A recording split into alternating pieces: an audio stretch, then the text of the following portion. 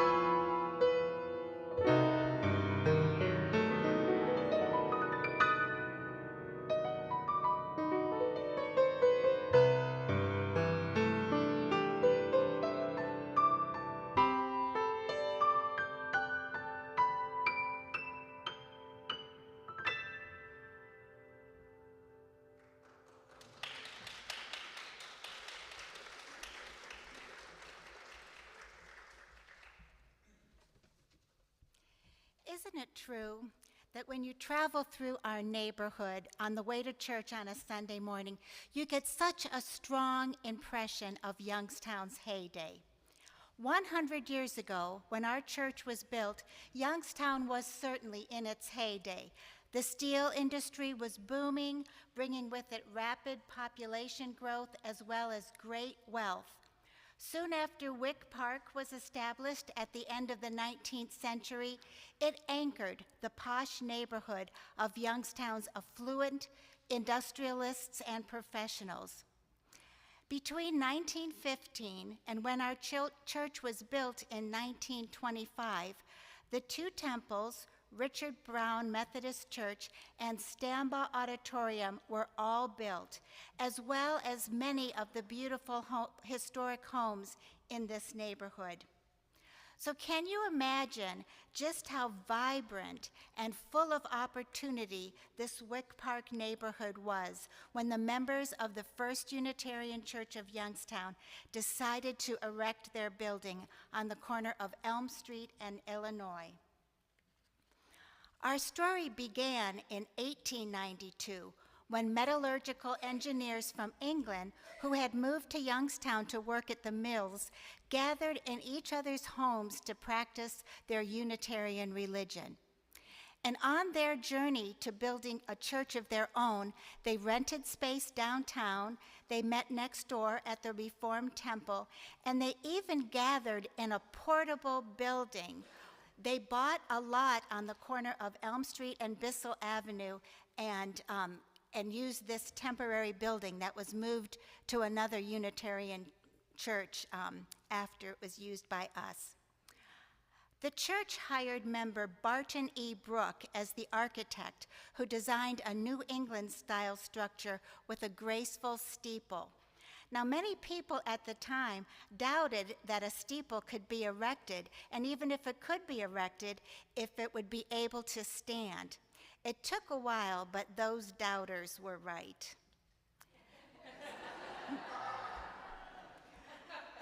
So on October 18th, 1925, which was exactly 100 years ago today, this building was dedicated.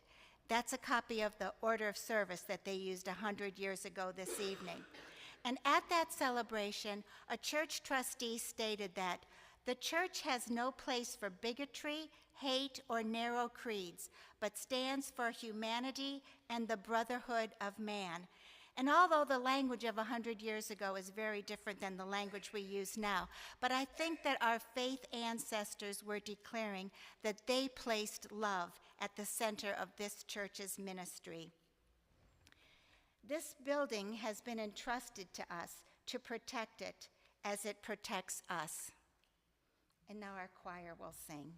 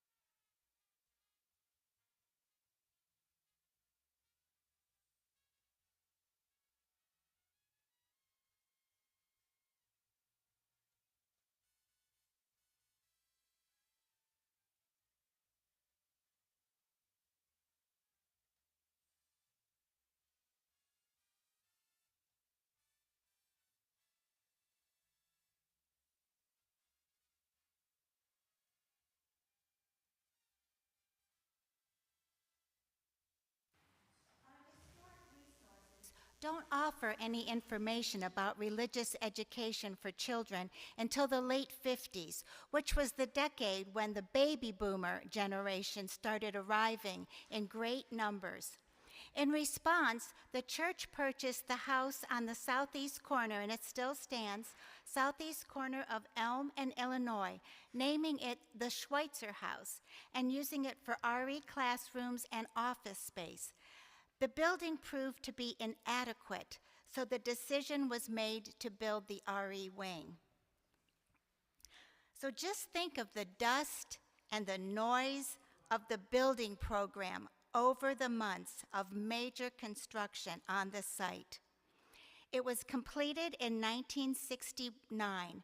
It had modern classrooms, office spaces, meeting rooms, and the courtyard.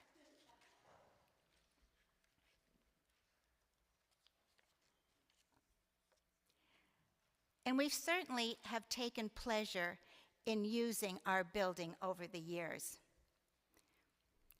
We've enjoyed many delicious potluck meals together. We have celebrated together.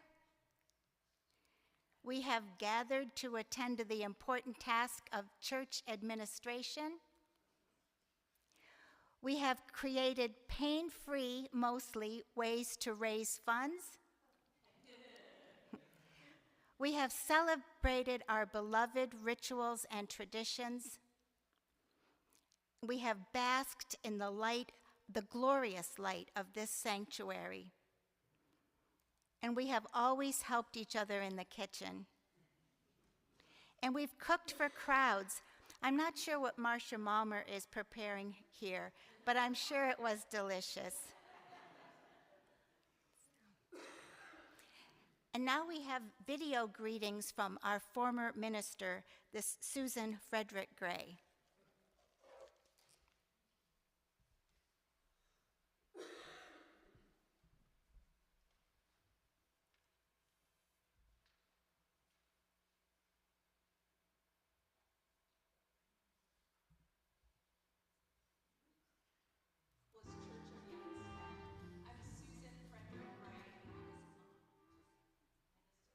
Of UUYO from 2003 to 2008. When I was candidating for the position of settled minister, I remember visiting the sanctuary. And today, as you celebrate 100 years of your sanctuary, I just remember the beauty of that sanctuary. The beauty in both its simplicity and its elegance. And I was incredibly moved the first time I visited the church by the sanctuary and the building. Of course, far more important than any building is the ministry and the people that make up the congregation and the community. I was grateful to serve as your minister. You all, in those years, those 5 years, formed me for ministry. I learned so much from you all. You allowed me to grow and experiment. And your church, those of you who I shared ministry with, are still deeply a part of my heart and of my ministry. One of the most important lessons I learned while serving at UUYO was the importance of mission and vision, and how that helps a community grow in strength and vitality. And that was a lesson that I carried through each of my ministries, including as president of the UUA. One of the things we did during our 5 years of shared ministry is that we created a new mission statement. But in addition to that statement, there was this deep and palpable sense of mission and vision that lived in the congregation and that led us during that time. And that sense of mission, as I understood it and articulated it, was a clear commitment to the city of Youngstown and to that area of Wick Park. It was a commitment both to being a stabilizing and investing institution in the city, to be a beacon for liberal religious values in Youngstown, and also to be an incubator to create new opportunities and new ideas for the city. One of the ways that incubator idea showed up was in the continued Monday night art and lecture series that happened out in the courtyard each Monday night during the summer. But also, during the 5 years of ministry, the church created the North Side Farmers Market. And what an incredible thing that was, out on the sidewalk in front of the church. I know later it moved, and that happened to many of the projects first incubated by the members of UUYO. The impact that your church makes in the larger community is ongoing and felt so deeply. So the Northside Farmers Market is one of my just treasured memories of our ministry together. A couple other things that were rooted in our values. We became a welcoming congregation, voting to be a welcoming congregation. I remember the press conference and flying the rainbow flag outside the church after we made the vote. And, you know, of course, that welcoming spirit was a part of the church long before that vote. We were hosts to the P-Flag community in Youngstown. But that day, the beauty and celebration of that day and hanging the rainbow flag is such a joyful memory. And also the accessibility project. Remember, we raised funds to put in the elevator and the ramps and the accessible restroom, making sure that the sanctuary, the building itself, as well as the fellowship hall, were more accessible to all. That grew out of a clear sense of mission in the congregation. You all have nurtured such incredible ministry over these last 100 years. It's not the entire history of the church itself, but of your ministry there in that building and on that corner in Youngstown. But you have also nurtured many good ministers, and I am truly proud to be among them. I send you my love, my care. I wish I could be there with you in person, and I just send you all joy and blessings on these last 100 years and then all the years ahead. Congratulations on this milestone anniversary. Love to you all.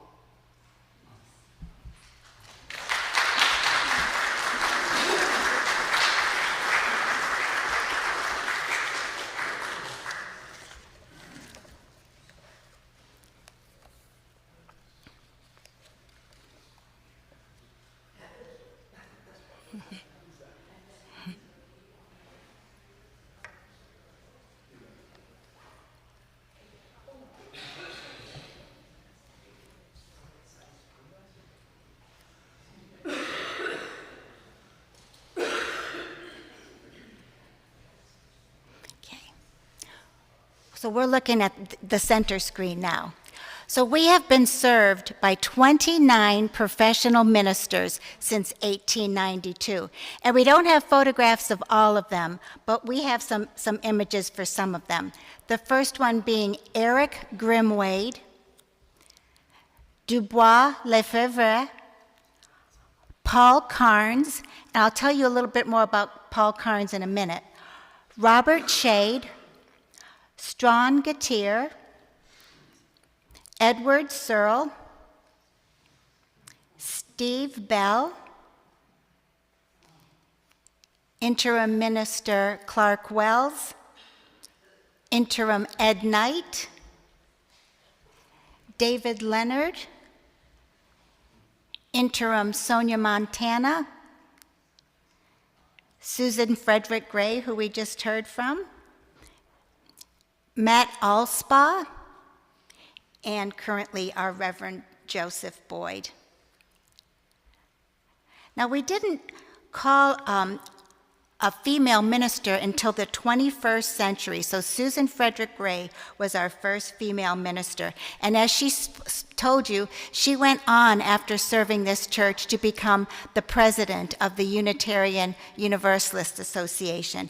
And Paul Carnes, who served our church from 48 to 54, also went on to be a president of the UUA. And as far as I know, no other church in the United States has ever had two UUA presidents come from their ranks. So this is really incredible for us to have done that. So it's a good thing. So now I invite Jean Elser, who attended the church as a child, to share some memories with us.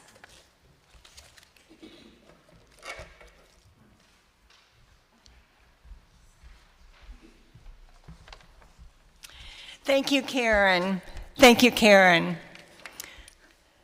I was told to keep this to 3 minutes. I love to talk.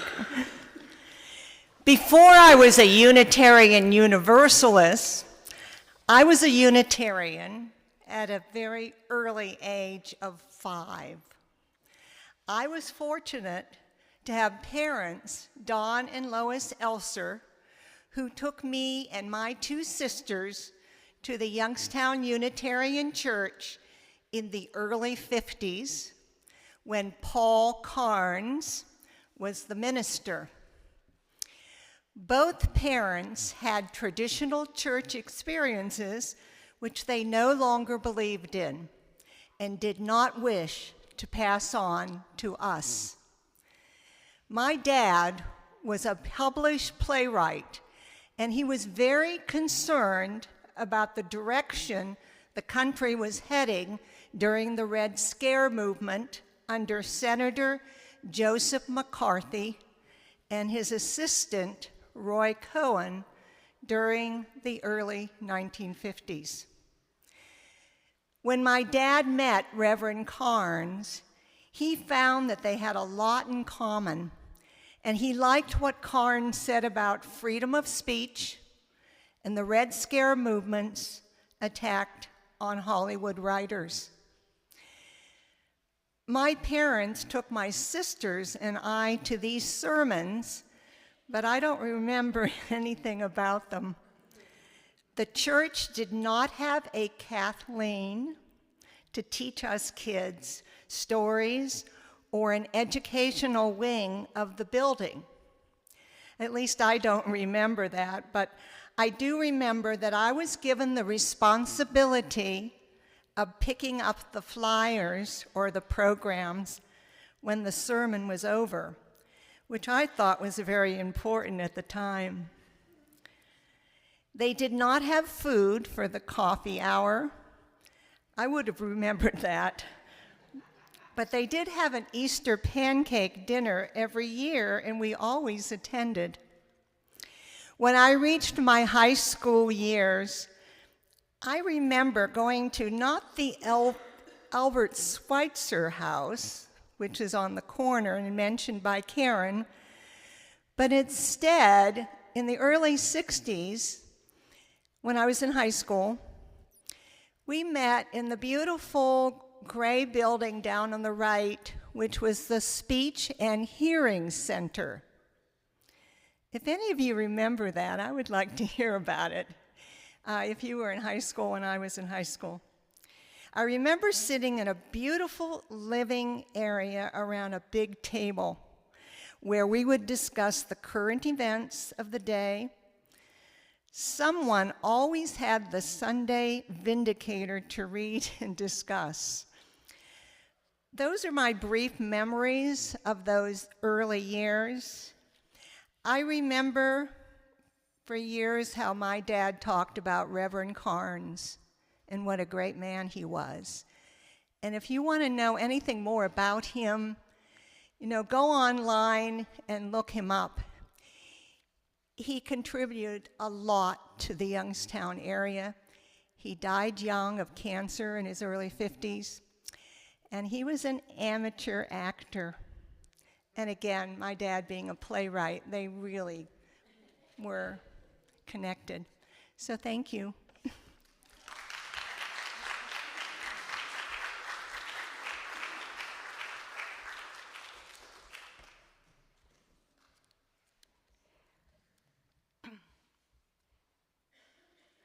So over the years, our religious education program has provided children and youth with opportunities to make personal, responsible choices about their beliefs and about their actions. Countless volunteers have been involved in this important work. Hundreds of children have been nurtured to love, to live lives of meaning and purpose here. Some of our former professional RE leaders include Carol Schultz.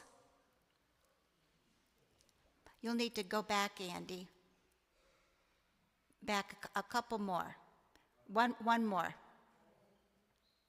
Well, this is Carol Schultz. That's okay. And then Judy Stone, Mary Ellen Schutz, Karen Lapidus, very young Karen Lapidus, with big hair, Cookie Paish, Serenia Schrader Rose, Laura Goist, Becky Ann Harker, and our current Director of Religious Exploration, Kathleen Hogue. And here are some glimpses into the religious education program over the years. So many wonderful memories and lifelong friendships have been nurtured in our building.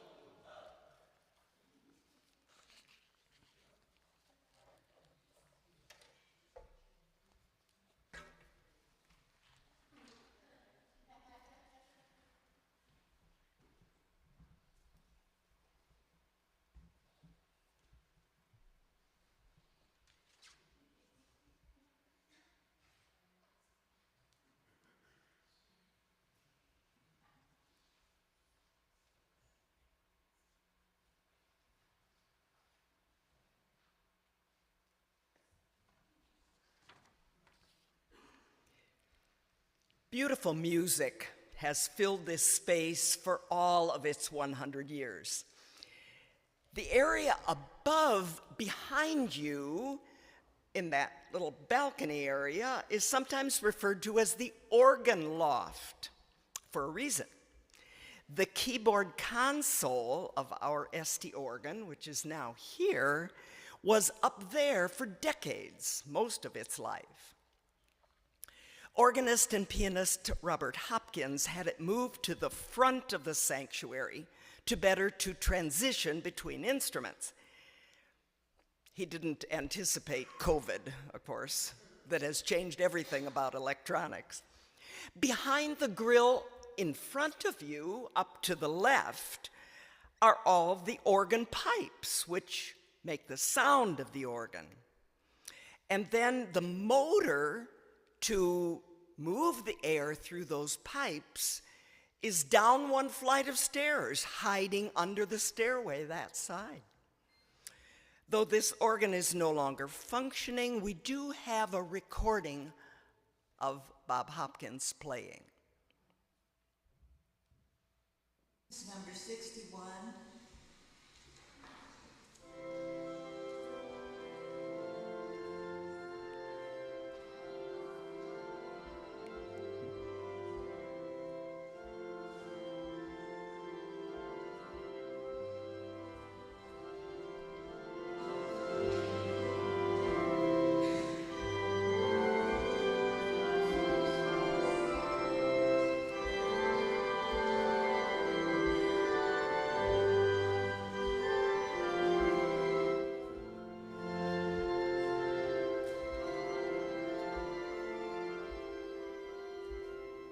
That music really does fill this space.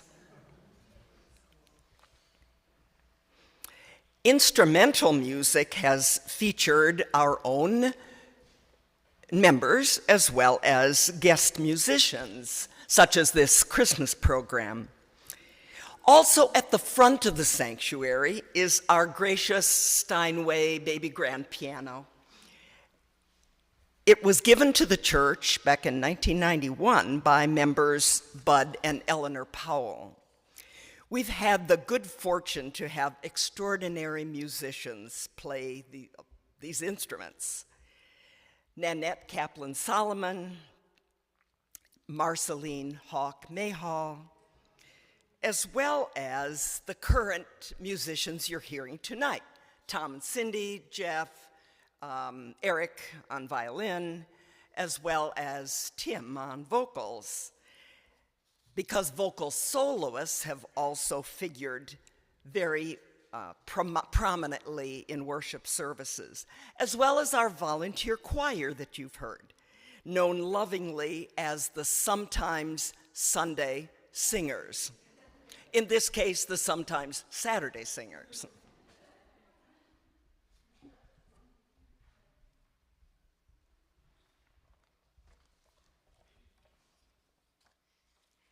So many significant community organizations have rented space from us as they've built the capacity to move out from under our wings. PFLAG Mahoning Valley rented space here for many years, as did the Montessori School of the Mahoning Valley. The first time I set foot in this building was in the early 70s, back when I was a hippie. I would come to pick up my shares of raisins and granola from the Good Food Co-op, which started in this building, and it later became a cooperative natural food store on Piatt Street. Ever responsive to the social challenges over the decades, our members have engaged in social justice activities throughout our history. Our justice initiatives have included supporting civil rights, the peace movement, ordination of women, LGBTQ+ rights, racial justice, immigrant rights, reproductive justice, environmental justice, voting rights, and common sense gun laws. Our members recognize that there is a lot of work to be done, and we are known in Youngstown as a people who do that work. And Tim will sing for us now a song about how we long for peace, meaning, and connection.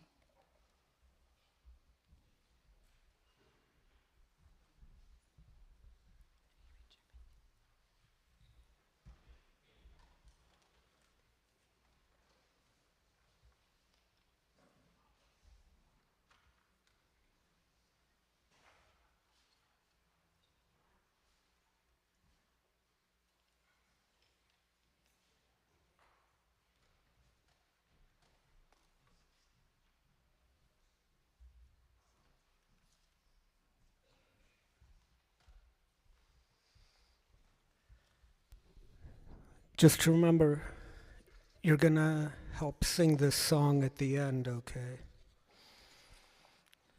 It's not hard.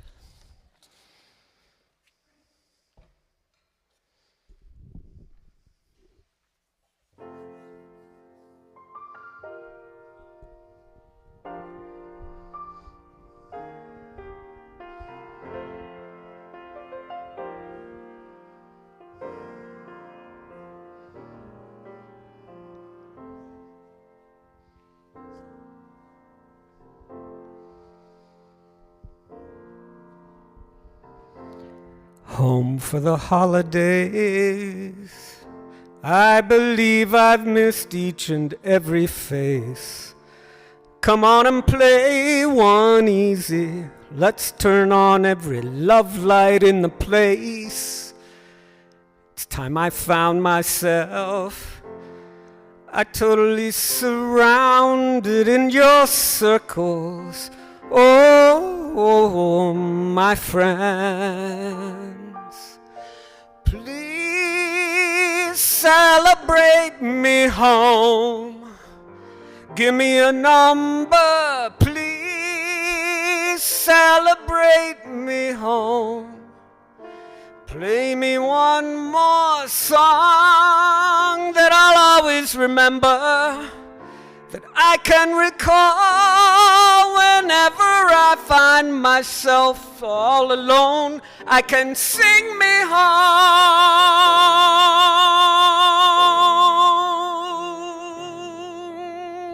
Oh. Uneasy highway, traveling where the westerly winds can fly. Somebody tried to tell me but the man forgot to tell me why. Gotta count on being gone. Come on, mama, come on, daddy, and please, what do you want from me? I'll be strong, I'll be weak.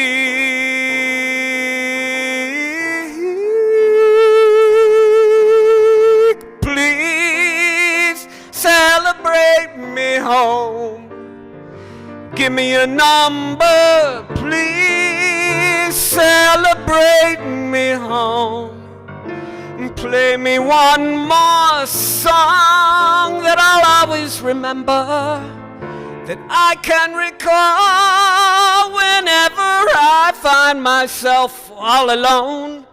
I can make believe I've never gone. Let me know where I belong. Sing me home, celebrate me home.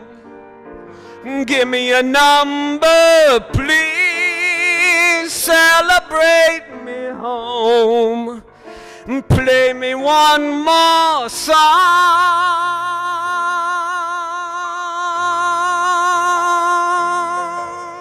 Are you ready to sing with me?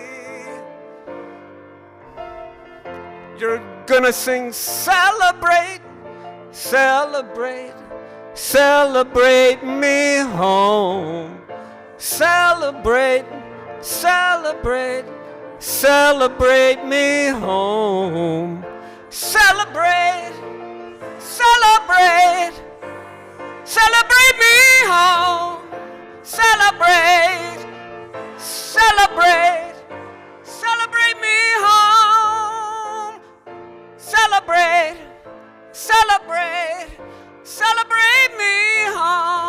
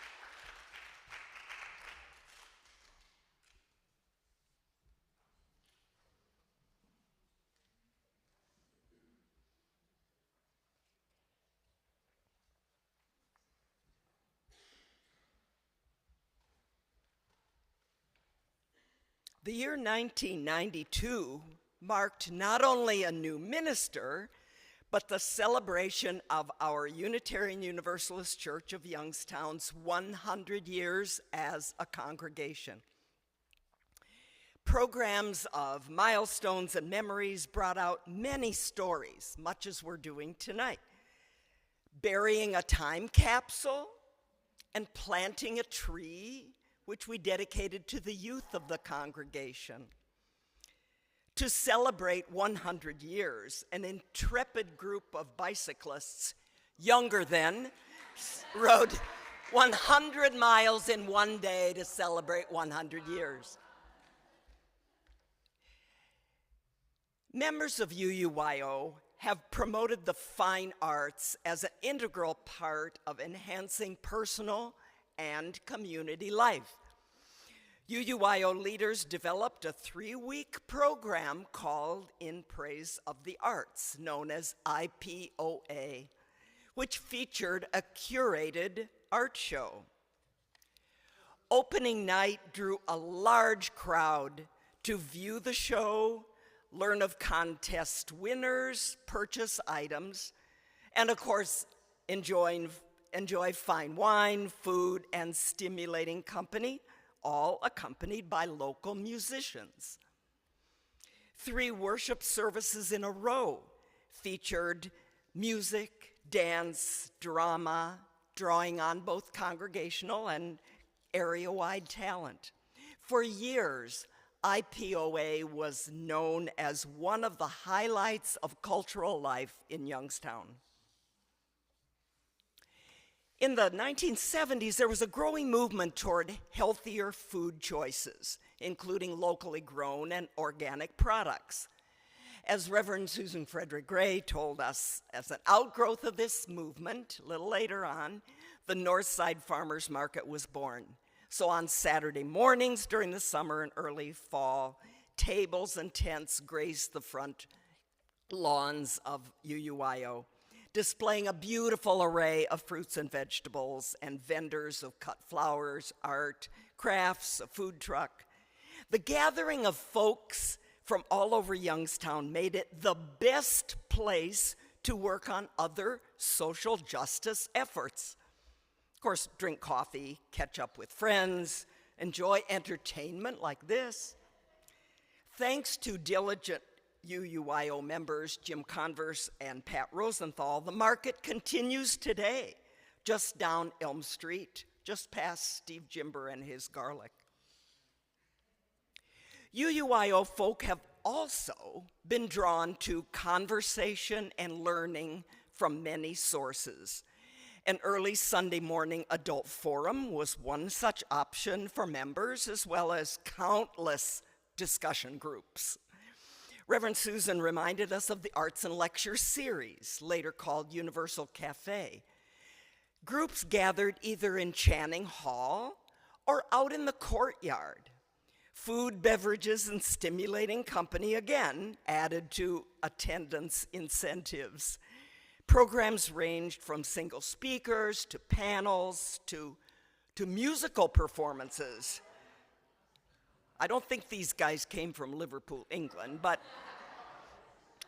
we even hosted our own version of public radio's very popular Wait, Wait, Don't Tell Me. To carry on our story, we will now hear a greeting from another former minister, Reverend Matt Alspaugh. Hi, my name is Matt Alspaugh, and I served as your minister from 2009 to 2017. This is a fairly long tenure for a minister at UUYO and for Unitarian Universalist ministers in general. It was a good time for me as I gained experience, and I truly loved working with you as we worked to be a beacon of liberal religion in the Mahoning Valley. One of the many things they don't teach you in seminary is how to deal with the building. I found a lot of my ministry activity is related to the building. Who gets to use it? What are the rules around changing it? How to maintain it? What are legal issues around it? And most importantly, how to pay for it. It was fortunate that my first career was an engineer, because it turns out that a lot of my building activity was rather hands-on. I found myself spending a lot of time with Martin Berger, among others, on the building. Getting the dishwasher washing dishes, the Wi-Fi-ing, the sound system not howling, the organ not wheezing, updating Channing Hall and Schweitzer Lounge. The list just went on and on. But what I mostly remember is dealing with the steeple. The steeple had been much discussed, but not cared for over the years, and it showed. The steeple leaned slightly due to structural issues. And when we inspected it, we found that there were pieces taped on with duct tape and then painted over. And that duct tape gradually failed. Pieces blew off, first small pieces and then larger pieces, and landed in the courtyard. Finally, Martin Berger and I discovered that electrical wiring in the steeple area, which had lost its insulation and was running naked through that area. Something had to be done. We also learned a lot about the history and funding of the building from the Unitarian Association archives at Leadville Lombard. Reverend Christina Spaldi, who was our ministerial intern at the time, was very helpful in doing a lot of digging through those archives. As a minister, my role was kind of as a steeple whisperer, trying to get those varying points of view, whether to repair it, or replace it, or remove it altogether.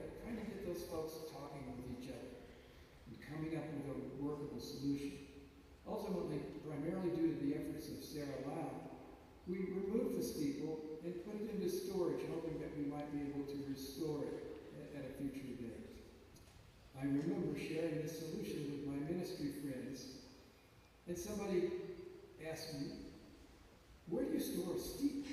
And I paused for a moment and said, "Well, this is Youngstown. We do things differently here." We ultimately determined that the steeple could not be restored. After my time, the cupola idea was developed and funded. In my mind, that is UUYO's symbolic beacon of liberal religion. And in these dark times, that light is particularly important. So congratulations on 100 years. It's a wonderful milestone for both the building and for our congregation.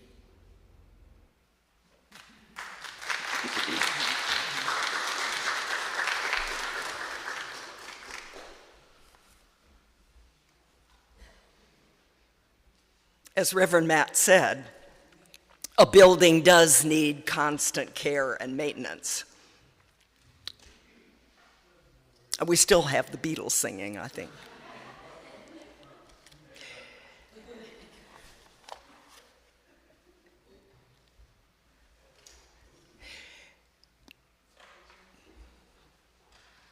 Back up a little bit. There we go.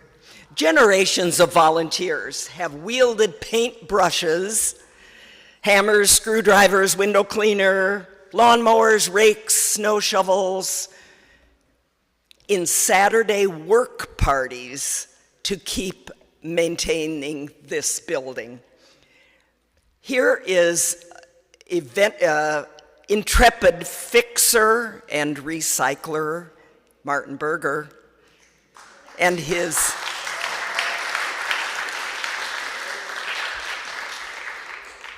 and he does have a successor, Jim Rack. We actually owe all of those volunteers a huge thank you for caring for this building. When we recognized that our building had to have an elevator, Reverend Susan has already told us a little bit about that. We raised the money and had an endowment bequest that helped us install just that. And a little later on, there was a renovation of Channing Hall and the kitchen and the accessible bathroom so that it had wider, safer, and more comfortable use of our space, which we have enjoyed tonight. All was not yet perfect in the building, however, when one looked high onto a roof, as Reverend Matt has told us. And at least in the eyes of some people, that was a precariously tilting steeple. It was very sad to realize that such a recognizable part of our structure would have to come down planfully, not in a storm. And that was an occurrence foreseen by a few of those very early UUs. The removal resulted in a few years with Stumpy and in losing designation to the National Register of Historic Places because we no longer had the steeple in place, though the plaque remains on the front of our structure. It took until Reverend Joseph's time to rebuild our rooftop, and after those endless conversations, read verbal battles, we decided upon the cupola that you see gracing our roof today. During the installation on a clear, cold winter day, the experience of watching the liftoff and the landing of the cupola was exhilarating. Our 100-year-old building stands today as a home for this faith community of the First Unitarian Universalist Church of Youngstown, and as a beacon of peace, hope, and welcome to all.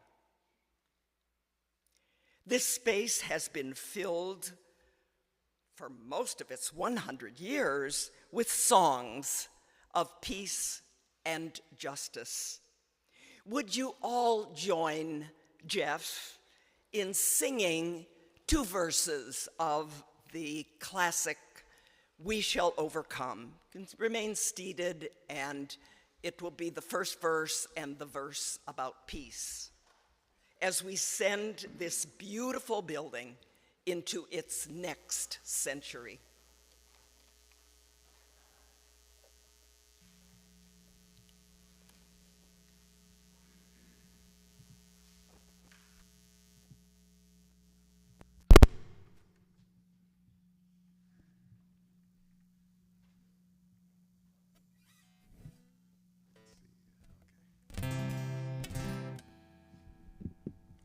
Well, let's raise this roof a little bit, shall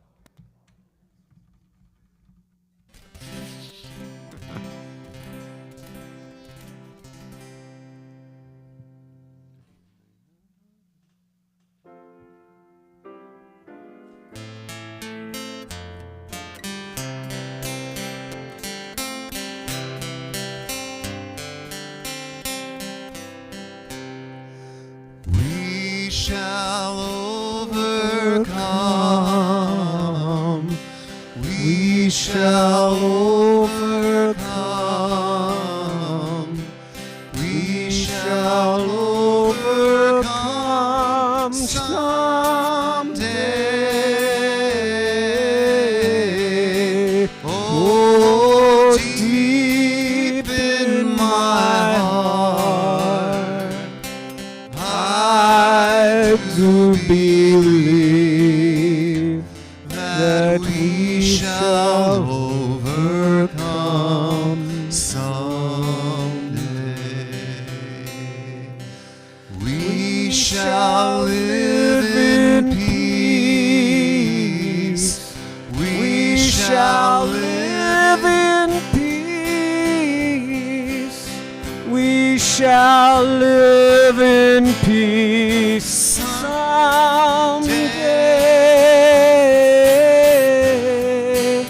Oh, deep in my heart, I do believe that we shall overcome someday.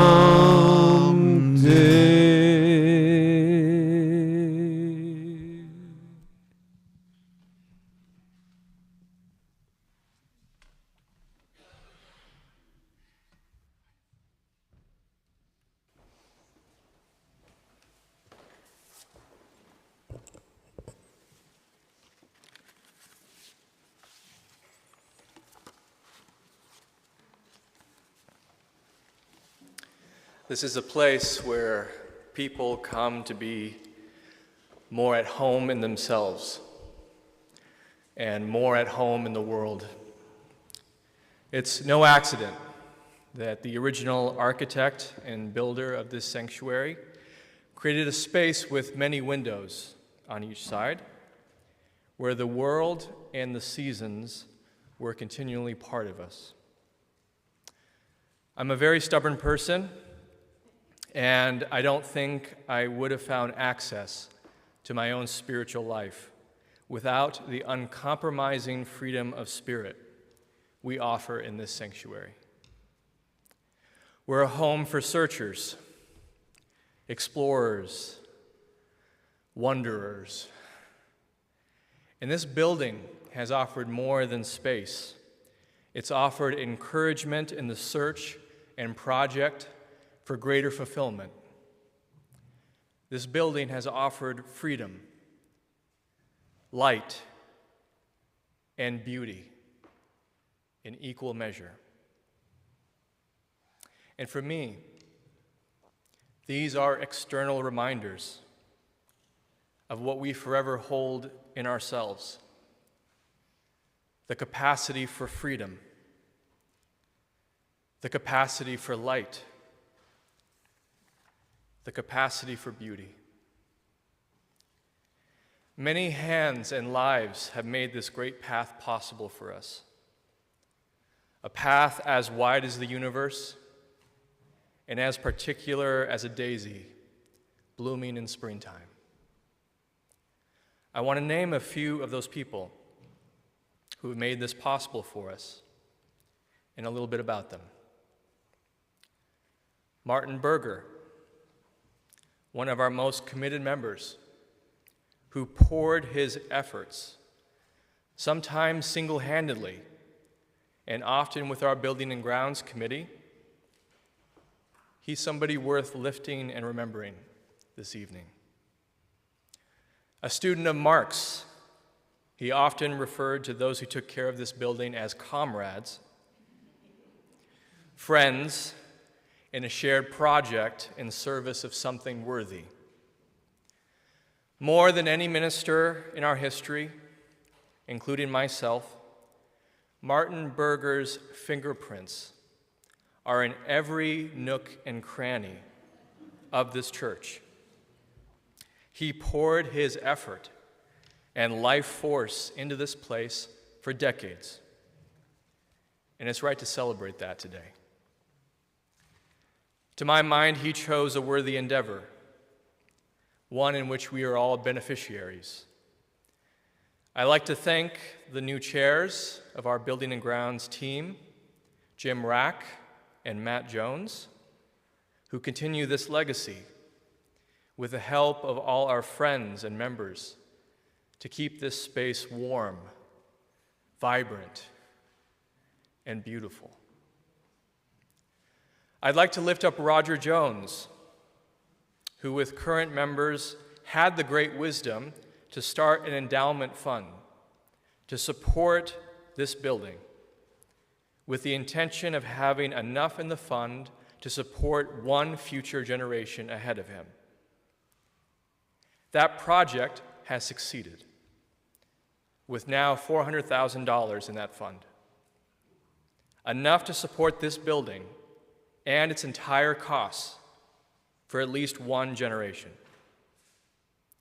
It will then be up to the current generation to set a path for the next. I'd like to lift up as examples the kinds of people who have dedicated their lives and talent in this space to give you a sense of the kinds of characters that are formed in this building. Peg Tom, a voracious reader who was curious about everything and did everything she could to help animals, people, and the environment. Bob Seibold, who used his expertise as a former diplomat to lift up principles of democracy and education. Al Pierce, who brought principles of fairness and security and the willingness to stand up to bullies and tyrants when injustice was done. Marcia Mulmer, a person of many talents who brought beauty into this world through quilting, her work as a biochemist, and a committed friend. This is a tiny sample of the kind of people who've been formed in this space and in turn have shaped it and shape us. We are the beneficiaries of abundance, signified by this beautiful building, which in turn has the capacity to help a person realize their own beauty and uniqueness. In turn, that creates a people willing to share that beauty widely and deeply, to realize a large web of community surpassing every brick and mortar. I hope it's remembered that when the Unitarian Universalist Church of Youngstown gathered to celebrate the centennial of its building, we came to appreciate how freaking lucky we are.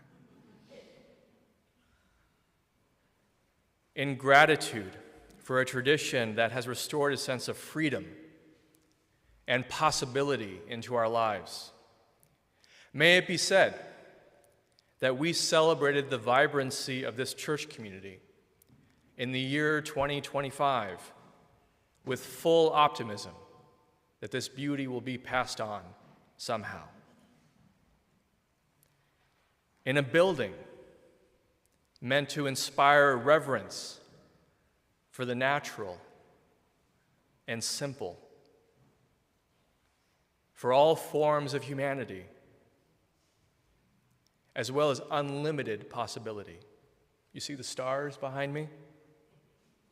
Unlimited possibility. We celebrate our wonderful inheritance. And it wouldn't be complete without this wonderful committee that has made this whole evening possible. Can we give it a, yeah.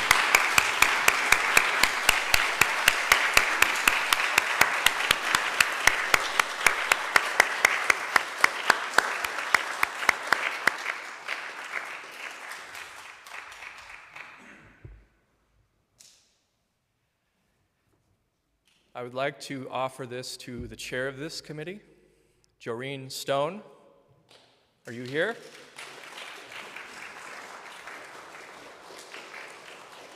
Please. Come on up, Joreen. She's in a great flapper outfit. Okay. Well, we'll be waiting for you, Joreen. Thank you so much.